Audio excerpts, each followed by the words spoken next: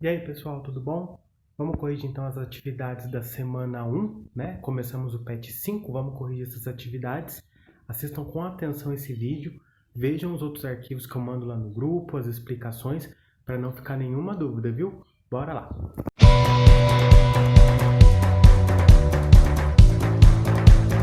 Então, pessoal, as atividades dessa semana estavam lá na página 37 do PET, né? Vamos só lembrar o que a gente viu na semana passada, a gente falou sobre a classificação dos seres vivos, o trabalho que os cientistas têm para classificar os seres vivos, agruparem eles em grupos semelhantes, com características semelhantes para facilitar o estudo, né?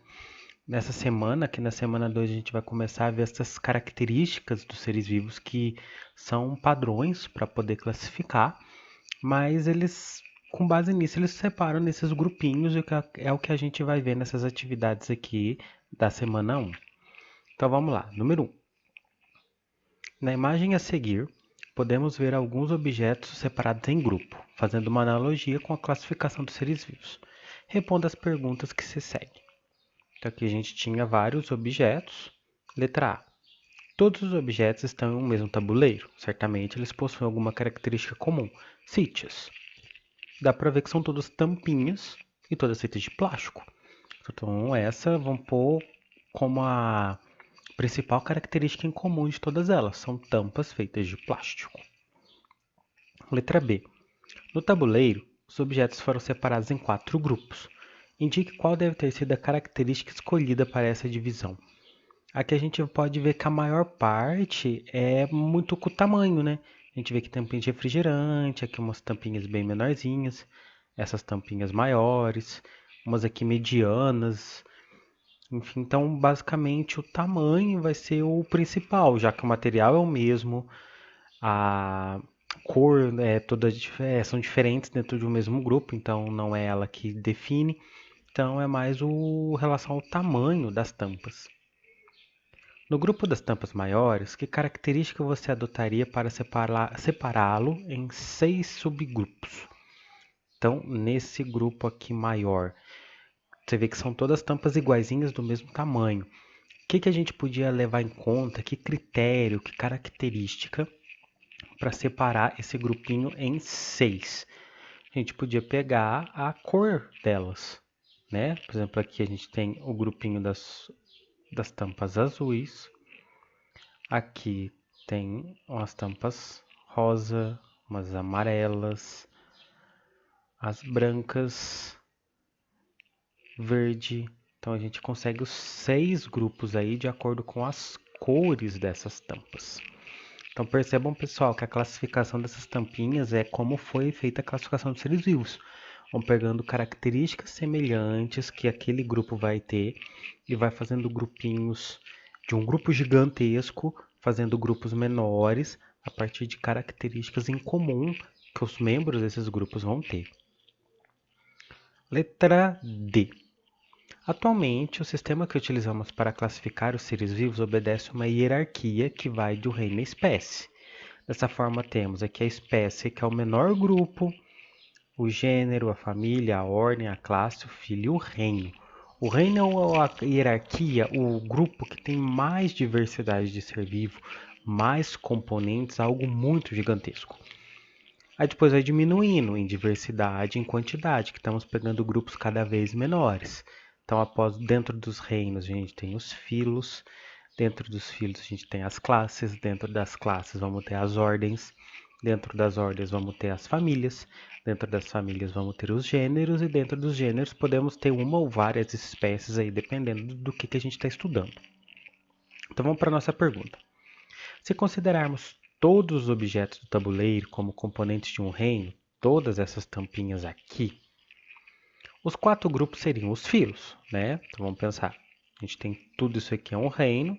Esse reino foi dividido em 4 grupos menores. Quais são os grupos menores do reino? O filo. E os 6 subgrupos que separou a letra C seriam o quê?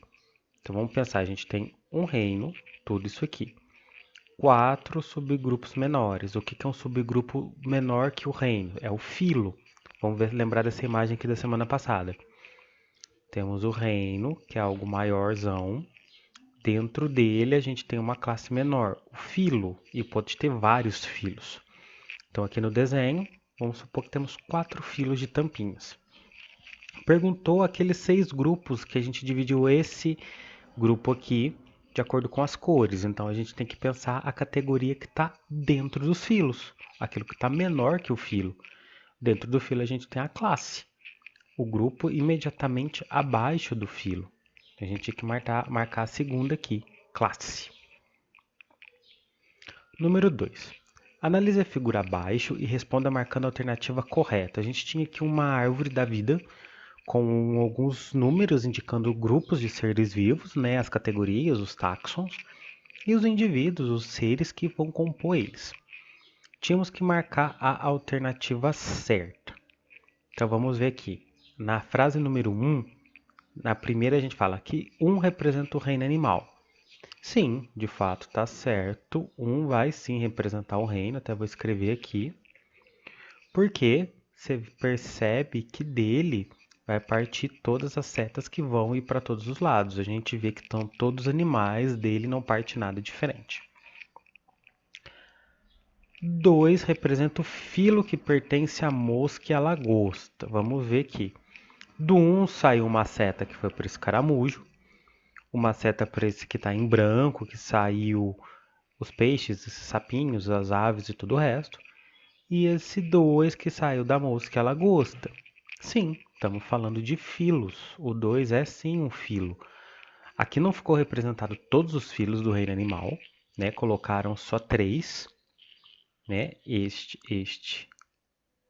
e este, para ficar menor. Mas você percebe porque daqui, por que eu sei que é o filo? Abaixo do reino vem o filo. Então não tinha como você, por exemplo, colocar uma ordem aqui, sem ter nada intermediário. Reino, depois filo. O 3 representa o gênero do porco, chimpanzé e esquilo. Não, essa está errada. Por que a gente pensa aqui? Vamos seguindo na ordem das classes, das categorias. Aqui a gente tinha o reino isso aqui se dividiu em 3 filos. Então essa aqui é um filo. Beleza. O 3 é a categoria abaixo do filo. Qual que é? A classe. Então a 3 está errada porque, na verdade, o número 3 não é o gênero do porco, do chimpanzé e do esquilo, e sim a classe que eles fazem parte. Até porque são 3 animais bem diferentes um do outro para fazer parte do mesmo gênero. Vamos lembrar que o gênero é aquela característica, aquele grupo com seres vivos muito aproximados. E a última frase, 5 representa a espécie do cachorro. Errado também, porque classe, a espécie teria que ser a última. Você percebe que do 5 sai a raposa e o grupo 6, que aí sim dá origem ao cachorro e ao lobo. Não tem como uma espécie se repartir em tantas coisas diferentes. Uma espécie é aquele tipo de ser vivo único que não pode ter outra possibilidade. Vamos ver o que seria isso aqui então. Reino, filo, né? Classe. Abaixo da classe nós temos a família. Depois da família, a ordem. Então a 5 na verdade seria a ordem. O 6 seria o gênero.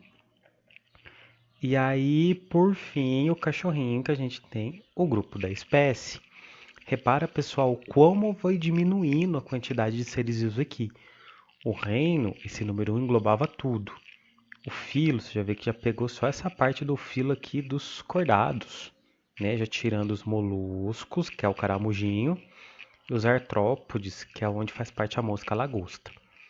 No filo dos cordados, nós temos várias classes, né? Como os peixes, os anfíbios, as aves, os répteis, e aqui vamos mexer só com os mamíferos, que é essa turma daqui. Temos várias famílias, aqui separamos uma única família, que é a família dos carnívoros, que a gente vai ter o grupo dos felinos e o dos canídeos, que é a turma aqui do cachorro, que é a ordem aqui dos canídeos, que a gente tem as raposas, lobos e cachorros. Dividimos para um grupo menor ainda, que é o gênero. Aqui o gênero do cachorro e o do lobo compõem os dois, mas a espécie é só um. Repara que o grupo menor foi ficando cada vez menos, até a gente chegar em um único tipo de ser vivo. É o que essas categorias fazem. Começa de algo muito grandão e vai partindo para algo menorzinho. Grandão, muita diversidade. Espécie somente com um exemplar que a gente vai estudar. Uma dica para lembrar, pessoal, esses nomes aqui é só lembrar dessa sigla aqui, ó. O reficofage.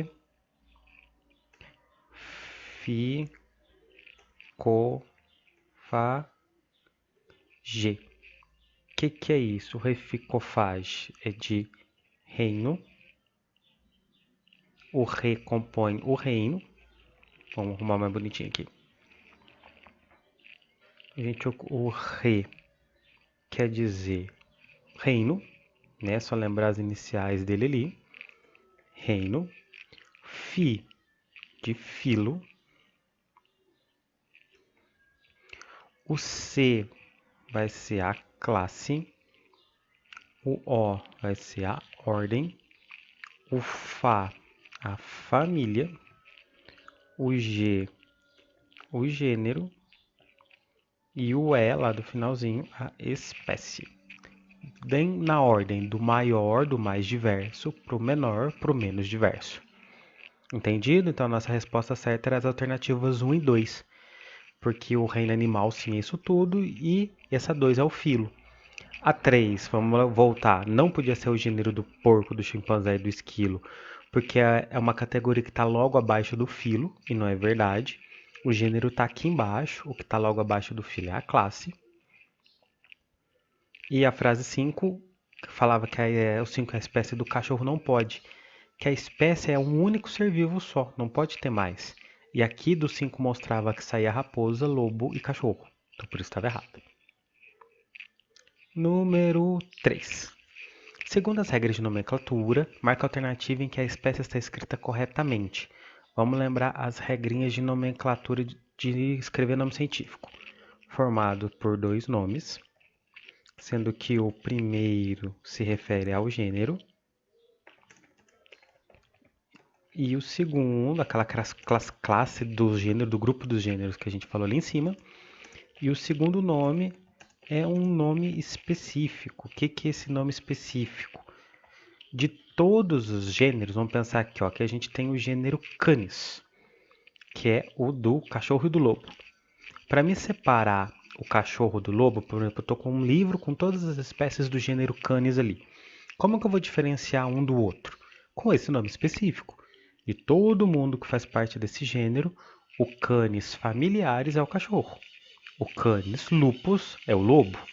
Então, esse nome específico serve para diferenciar a espécie dentro do grupo maior que ela está, que é o gênero. Vamos então agora à segunda regrinha de nome científico. Primeiro nome escrito em maiúscula. Inicial maiúscula. O segundo nome é escrito em inicial minúscula. E por fim, o nome científico deve estar destacado em negrito ou itálico, né? Aquela letrinha mais escurinha ou aquela letrinha tortinha. Então vamos ver das alternativas qual que se enquadra nessas 4 regrinhas. O primeiro, 2 nomes, beleza, certo. Primeira maiúscula, segunda minúscula, certo. Destacado, tá certo, era a letra A. A letra B não podia ser porque além da falta do destaque, as duas estavam em maiúsculas, não pode. A C, as duas estavam em minúsculas, não pode. E a D também as duas em maiúsculas, além da falta do destaque. Certo, pessoal? Entendido? Qualquer dúvida, volta no texto, nos vídeos da semana passada, para entender bem essas regrinhas. E espero que tenham entendido. A gente se vê por aí. Até mais.